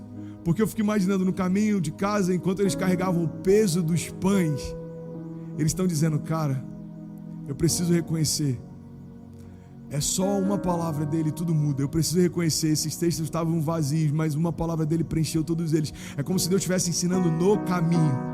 Enquanto eles carregam, eles vão lembrando, cara, que loucura, esses 6 estavam vazios e uma palavra de Deus. Para que isso? Para no momento em que os 6 estiverem vazios de novo e Jesus não estivesse mais com eles, se houvesse necessidade, eles iam lembrar, peraí, eu só preciso de um cesto vazio, porque aquilo que está vazio aos meus olhos vai ser preenchido aos olhos de Deus. Foi assim o primeiro milagre de Jesus. Jesus está numa festa, acaba o vinho. O primeiro milagre de Jesus acontece na multiplicação de vinho. Mas existe um porquê. Naquela época o vinho significava a alegria da festa. O vinho significava a alegria. Então se faltava vinho, representava a ausência de alegria, representava a ausência de graça, de favor diante daquela família. Então um casamento era celebrado por dias. Eles chamavam todo mundo que eles conheciam, eles chamavam a comunidade, todo mundo celebrava junto. Então o vinho dizia, olha, existe alegria, nós estamos celebrando. É por isso que Maria insiste. Provavelmente eles conheciam aquela família. Eu não consigo imaginar Jesus entrando de penetra numa festa de casamento. Você está comigo? Eu não consigo Jesus falando, e aí, qual que vai ser a boa de hoje? E alguém fala, cara, tem uma festa de casamento. Oh, vamos lá. Ele foi convidado para estar lá. Cara, obrigado Jesus, obrigado Jesus. Ele foi convidado para estar lá. Deixa eu te falar uma coisa. Tem milagres que faltam às vezes na nossa casa porque Jesus não está na lista da nossa festa.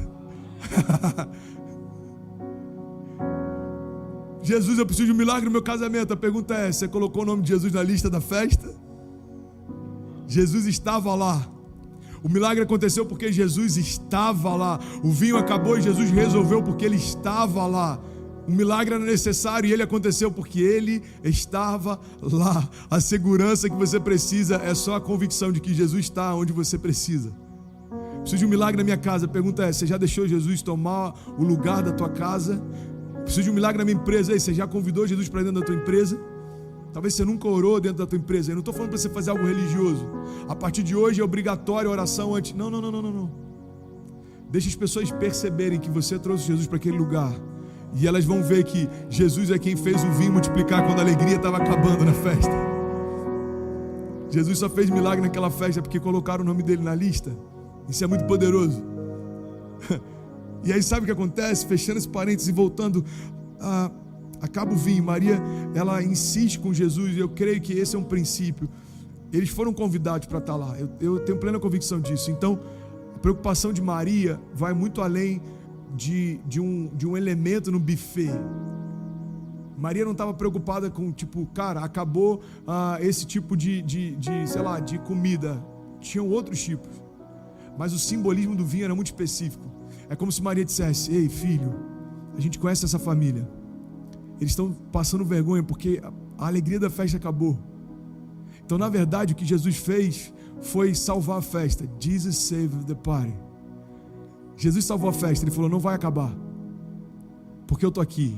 E eu quero liberar isso sobre você. Em momentos em que parece que as luzes estão se apagando, parece que o milagre não vai acontecer, parece que romper, Jesus está falando: fique em paz, sou eu quem salvo a festa, sou eu quem dou a última palavra. Então faz o que você tem e deixa eu fazer aquilo que só eu posso. Traz para mim algumas talhas. E eles trouxeram talhas utilizadas para purificação e encheram de água.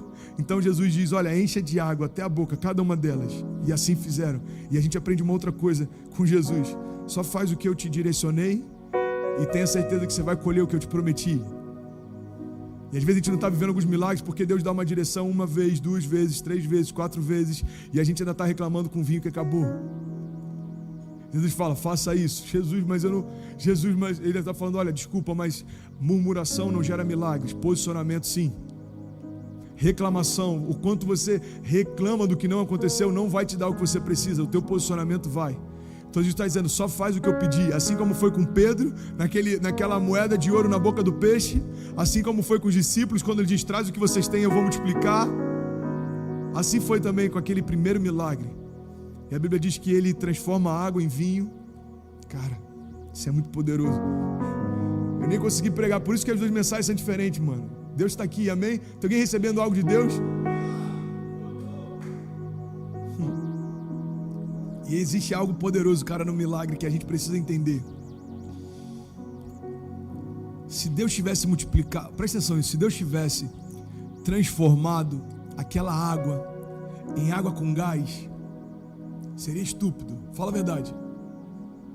Deus fala: pode experimentar. Aí eles pegam e começam a experimentar. O que virou? Virou água com gás. Cara, isso é muito forte. Pastor, isso seria estúpido, eu sei. Mas é isso que acontece quando a gente está em Deus e não deixa Deus transformar quem a gente é.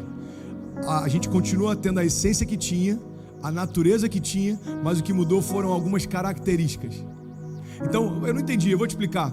Alguém que está em Deus, mas não permite que Deus transforme a sua natureza, é como se Deus tivesse transformado água em água com gás. A natureza é a mesma, o que mudou é que alguma coisa foi acrescentada em você. Mas o que Deus tem para você não é mudar características, mas mudar a tua essência. É pegar a água e transformar em vinho. É pessoas olharem para você e não reconhecerem mais quem você é em relação a quem você era. O sabor mudou, o cheiro mudou, a textura mudou, tudo mudou. Por quê? Porque Deus não quer mudar a tua estética, Deus quer mudar a tua genética. Deus não quer mudar características, Deus quer transformar a tua essência.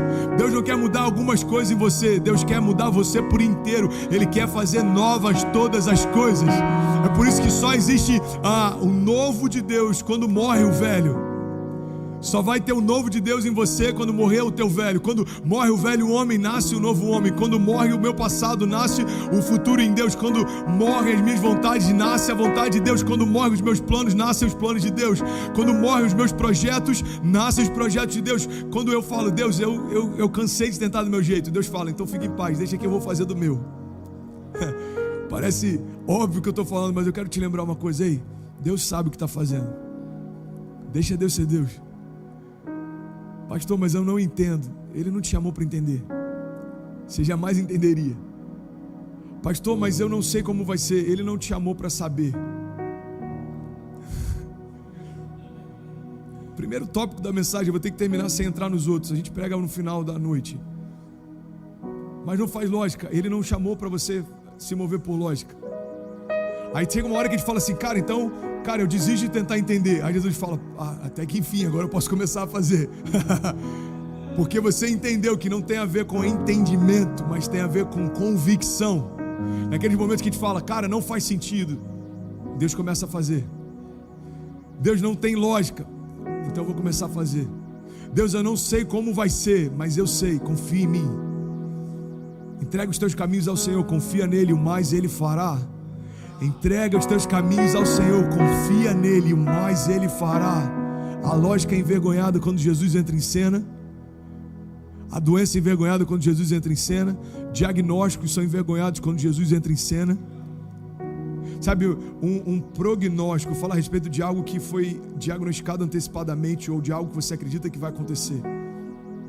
Então tem doenças ou cenários que pessoas, analistas, técnicos, eles enxergam antes de todo mundo. Então eles dizem, olha, o cenário é de recessão nos próximos meses, o cenário é de problemas nos próximos meses, o cenário é, ou seja, eles estão fazendo algo futuro, eles estão dizendo do que vai acontecer, e eles têm sabedoria para isso. Às vezes acontece algo que é um diagnóstico, ou seja, foi feito depois do que aconteceu. E não sei se você sabe, quando alguém morre, é necessário ser emitido um laudo, ou seja, alguém precisa dizer o que aconteceu para que aquela morte acontecesse. Mas sabe o que é interessante?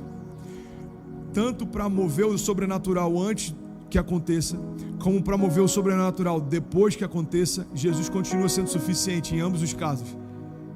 Então, antes da doença chegar, Ele pode liberar a cura sobre você, se você confiar e descansar. Pastor, mas e depois que a doença chegou? Também, Lázaro estava morto e ele já fedia. Qual é o diagnóstico? Morte. Qual é o estado? Decomposição. Quais são as características? Ele fede. Como é que está o povo ao redor? Desesperado. Existiam carpideiras, o povo está em crise. Quando Jesus chega, a Bíblia diz que alguns entre si começam a questionar: esse não é aquele que cura? Esse não é aquele que cura os cegos, que cura os surdos? Esse não é aquele que faz o paralítico andar? Porque ele não chegou antes? Esse é o problema da criação, tentando dizer para Deus o momento que ele tem que entrar em cena. Se você tivesse chegado antes, se você tivesse feito assim, se você tivesse... E Deus está falando: really? Vocês querem dizer para mim o momento que eu tenho que entrar? A cena fui eu quem construí, os personagens dessa história também. Então Deus está dizendo: ei, eu sou o diretor da história, fique em paz, eu sei onde ela vai acabar. Então o povo está dizendo: se ele tivesse chegado, o se rouba o sobrenatural de muita gente. A gente fica fazendo conjunturas, a gente fica pensando: se eu tivesse fechado aquele negócio, se eu tivesse aceito aquela proposta, se eu tivesse, se. Você está dizendo que dependia mais de você do que de Deus, e Deus está dizendo: eu não dependo dos sis que você pode dar, eu só dependo do sim que você pode dizer. Se você disser sim, eu aceito, sim, eu confio, sim, eu descanso, sim, eu mergulho, sim, eu entrego. Esquece os sis e me dá o teu sim. É tudo que eu preciso para fazer o novo. O time de louvor pode chegar, eu estou finalizando. Sim, sim, Senhor, nós cremos. Então qual é o cenário? Morte. Qual é o estado? Decomposição. Como é que está o povo? Alvoroçado. Como é que está a multidão? Em crise. Como é que está Jesus? Jesus chega diante do túmulo e ele faz um convite só. Eu sou apaixonado nesse milagre, porque esse milagre representa aquilo que o Evangelho faz cada vez que a gente prega. Eu creio nisso, cara. Eu tenho esse temor. Alguém pode estar ouvindo falar de Jesus pela última vez. Tem dezenas de Lázaros me ouvindo agora exatamente, e a palavra que eu tenho para você é: vem para fora. Sai do lugar da tua crise, vem para o lugar do teu milagre. Jesus está te chamando para fora. Vem para fora. Pastor, mas o meu coração está fechado. Não tem a ver com o que você ouve. Lázaro não ouviu nada do que Jesus falou, mas a criação ouviu e se submeteu ao que ele disse.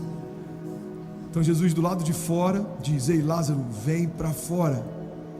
E ele ouviu o convite. Isso que é o mais louco. Eu já preguei sobre isso inúmeras vezes, mas vai soar como novo no teu coração. Deixa Deus invadir você. Presta atenção. Lázaro vem para fora, mas antes disso algo acontece. O povo rola a pedra. Jesus está dizendo: ei, rolem a pedra. E esse é o motivo pelo qual nem sempre a gente vive milagre, porque a gente está esperando Jesus rolar pedra. Jesus não rola pedra, Jesus ressuscita mortos. Rolar pedra significa você fazer o natural, o que você pode, o que você consegue, e o restante, aí é só Deus quem faz, irmão. Deus está falando: ei, rola pedra. E não se incomoda com o cheiro do que parecia morto. Fique em paz, eu vou fazer ele voltar a viver. Sabe outra coisa incrível? E eu estou terminando aqui. Depois que Lázaro vem para fora, a Bíblia diz que Jesus dá uma ordem: retira dele as ataduras. Ei, Lázaro estava vivo, mas ainda estava preso. Talvez exatamente assim que você está. Você está vivo, mas ainda está preso. Você já viu Jesus tocar em você, você já experimentou algo novo, mas você ainda está preso em algumas ataduras, amarras, sejam emocionais, sejam físicas, sejam pensamentos, sejam ideias, talvez ideias erradas a respeito de quem Deus é, talvez ideias erradas a respeito de quem você é, e Deus está falando: ei, eu já te trouxe para fora, mas por que eu não consigo romper, Deus? Porque existem algumas coisas que ainda te prendem, existem algumas amarras que ainda te impedem, existem algumas coisas que ainda dizem para você: não vai dar, você não vai conseguir, não vai acontecer. E então Jesus dá uma ordem, ele diz: ei, vocês que fluíram no natural e removeram a pedra, agora uma vez mais fluam no natural e removam as amarras. E depois que todas as amarras são retiradas, então Jesus diz: ei, dá comida para ele está com fome. É como se Jesus dissesse: ei, eu sei do que você precisa, fique em paz. Eu sou quem traz você da morte para a vida, eu sou quem tira as amarras que te prendem, e eu sou quem provê aquilo que você precisa também. Fique em paz, eu continuo sendo Deus, e o que eu falo continua se cumprindo. Feche teus olhos, eu quero orar com você. Cara, quanta vida de Deus fluindo. Obrigado, Jesus, obrigado, Jesus. Obrigado por essa manhã, Jesus. Obrigado por essa palavra, Jesus. Obrigado pelos teus milagres, Jesus. Obrigado, Pai. Obrigado, obrigado. Nós queremos há poder no teu nome para curar, há poder no teu nome para libertar, há poder no teu nome para liberar destinos, há poder no teu nome para mudar histórias, há poder no teu nome para ressuscitar mortos, há poder no teu nome, Pai, para reescrever a história, há poder no teu nome para apagar o passado, estabelecer o futuro, há poder no teu nome, Jesus, para confundir os que pensam que são e estabelecer aqueles que o Senhor diz que são. Pai, há poder no teu nome para que toda palavra profética liberada no ambiente de fé, de milagre, se cumpra. E nós cremos e nós declaramos: Pai, a tua vontade é melhor do que a nossa, os teus caminhos são melhores que os nossos. Então faz o que o Senhor quiser, em nome de Jesus. Feche teus olhos onde você estiver, a gente vai ministrar esse louvor. Eu quero te fazer um convite: tira tudo que te distrai, feche teus olhos e deixa Jesus invadir você. Existem milagres disponíveis para você hoje. Se você crer e não duvidar, certamente você vai experimentar o maior romper da tua história, em nome de Jesus.